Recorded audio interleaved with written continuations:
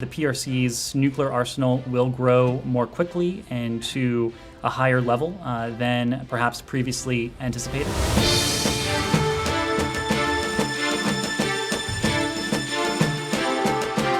The Chinese army trying to snatch Indian land. The Chinese Navy trying to grab territorial waters of other countries.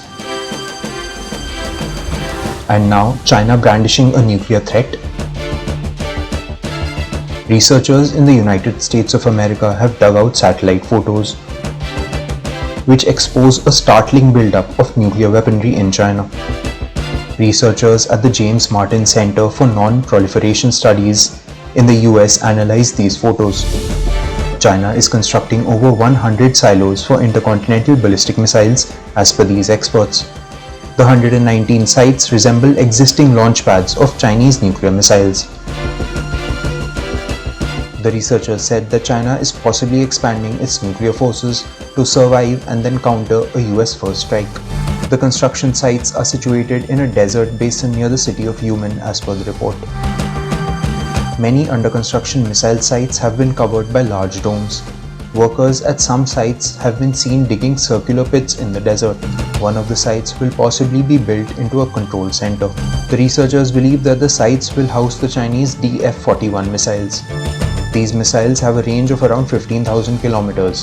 The expose comes just a day after China celebrated the 100th anniversary of the founding of its ruling Communist Party. And Chinese President Xi Jinping said that the enemies who try to subjugate the country will have their heads bashed bloody against a great wall of steel. The Joe Biden government in the US has expressed concerns about the nuclear buildup. Report in the Washington Post, about 100 missile silos being detected, which would be an extraordinary number, a total, according to the Monterey experts, 145 across China out of a fairly small nuclear arsenal. What do you think their intention is? What is your analysis on that? And whether you have any further comment on the crackdown in Hong Kong of Apple Daily. On the crackdown in Hong Kong? So let me start with your first question. In the reported build-up, the article that was in the Washington Post, the independent analysis, that has been done. I think what is fair to say is that these reports and other developments suggest that the PRC's nuclear arsenal will grow more quickly and to a higher level than perhaps previously anticipated. This buildup, it is concerning. It raises questions about the PRC's intent, and for us, it reinforces the importance of pursuing practical measures to reduce nuclear risks. Despite what appears to be PRC obfuscation, this rapid buildup has become more difficult to hide, and it highlights how the PRC appears, again, to be deviating from decades of nuclear strategy based around minimum deterrence. These advances, again, to our minds, highlight why it's in everyone's interest that nuclear powers talk to one another directly about reducing nuclear dangers and avoiding miscalculations. We encourage Beijing to engage with us on practical measures to reduce the risks of destabilizing arms races, potentially destabilizing tensions.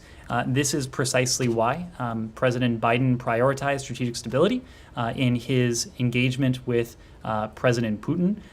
The same basis, the same rationale would apply to engagement with another nuclear power, the PRC.